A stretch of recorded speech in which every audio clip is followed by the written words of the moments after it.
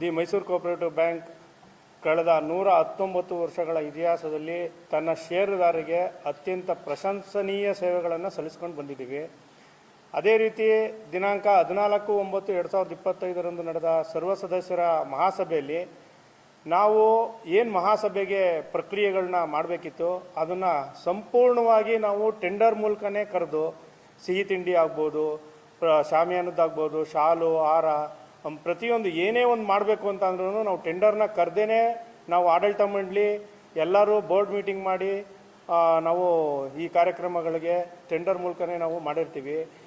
ಈ ಕಾರ್ಯಕ್ರಮ ತುಂಬ ಯಶಸ್ವಿಯಾಗಿ ನಡೆದಿರೋದ್ರಿಂದ ಈ ಕೆಲವು ಕಾರಣದಂಥ ಕಿಡಿಗೇಡಿಗಳು ಈ ಖಾಸಗಿ ವಾಹಿನಿಗಳನ್ನ ಬಳಸ್ಕೊಂಡು ನಮ್ಮ ಬ್ಯಾಂಕಿನ ವಿರುದ್ಧ ಒಂದು ಅಪಪ್ರಚಾರವನ್ನು ಮಾಡ್ತಾ ಇದ್ದಾರೆ. ನಮ್ಮ ಸದಸ್ಯರಾಗಲಿ ಠೇವಣಿದಾರರಾಗಲಿ ಯಾವುದೇ ರೀತಿ ಇದಕ್ಕೆ ಕಿವಿ ಕೊಡಬಾರ್ದು. ನೀವು ಯಾವುದೇ ರೀತಿ ಏನಾದರೂ ಲೆಕ್ಕಾಚಾರನ ಕೇಳಬೇಕು ಅಂದರೆ ನಮ್ಮ ಸದಸ್ಯರು ಒಂದು ಅರ್ಜಿನ ಕೊಟ್ಟು ಕಚೇರಿ ವೇಳೆ ಟೈಮಲ್ಲಿ ಬಂದು ಬ್ಯಾಂಕ್ನಲ್ಲಿ ನಮ್ಮ ಕಾರ್ಯದರ್ಶಿಯವರು ಹರ್ಷಿತ್ ಅವರು ಇರ್ತಾರೆ, ಅವ್ರ ಹತ್ರ ನೀವು ಯಾವುದೇ ಮಾಹಿತಿನ ಬೇಕಾದರೂ ನಾವು ಬ್ಯಾಂಕ್ನಲ್ಲಿ ನಾವು ಯಾವ ರೀತಿ ಮಹಾಸಭೆ ಮಾಡಿದ್ದೀವಿ ಅದ್ರ ಖರ್ಚು ವೆಚ್ಚಗಳನ್ನ ಬೇಕಾದ್ರೆ ಲೆಕ್ಕ ತಗೋಬೋದು. ಆದರೆ ಕಾರ್ಯದರ್ಶಿ ಒಬ್ಬರೇ ಇದಕ್ಕೆ ಯಾರೂ ಪಾಲುದಾರಿಕೆ ಆಗಲ್ಲ. ಯಾಕೆಂದರೆ ಇಡೀ ಆಡಳಿತ ಮಂಡಳಿ ನಾವೇನು ನಿರ್ಧಾರ ತಗೋತೀವಿ ಅದನ್ನು ಕಾರ್ಯದರ್ಶಿಯವರು ಕಾರ್ಯನಿರ್ವಹಿಸುವಂಥ ಕೆಲಸ ಇರುತ್ತೆ. ಯಾವುದೇ ರೀತಿ ಈ ಥರ ಬಂದಿರುವಂಥ ಖಾಸಗಿ ವಾಹಿನಿಗಳಲ್ಲಿ ಯಾವುದೇ ರೀತಿ ಸುಳ್ಳು ಮಾಹಿತಿಗಳಿಗೆ ದಯಮಾಡಿ ಷೇರುದಾರರು ಠೇವಣಿದಾರರು ಕಿವಿ ಕೊಡಬೇಡಿ. ನಾವು ಬ್ಯಾಂಕು ಸದೃಢವಾಗಿದೆ, ಆಡಳಿತ ಮಂಡಳಿನೂ ಕೂಡ ಸದೃಢವಾಗಿದೆ.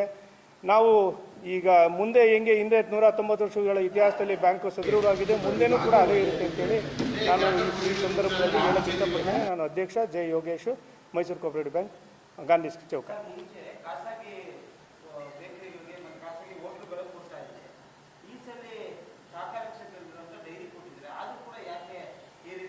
ಈಗ ಇದರಿಂದ ಕಳೆದ ಬಾರಿ ಎಲ್ಲ ನಾವು ಖಾಸಗಿ ಸಿಹಿ ತಿಂಡಿ ಅಂಗಡಿಗಳಿಗೆ ನಾವು ಟೆಂಡರ್ ಮೂಲಕ ಕೊಡ್ತಾ ಇದ್ವಿ.